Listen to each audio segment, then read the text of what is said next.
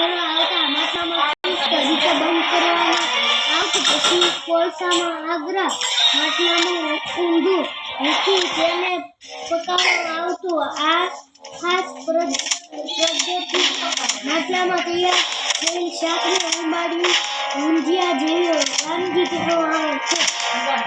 ઉંબાડિયું માટલું લે પછી ઊંધિયા મારી દે.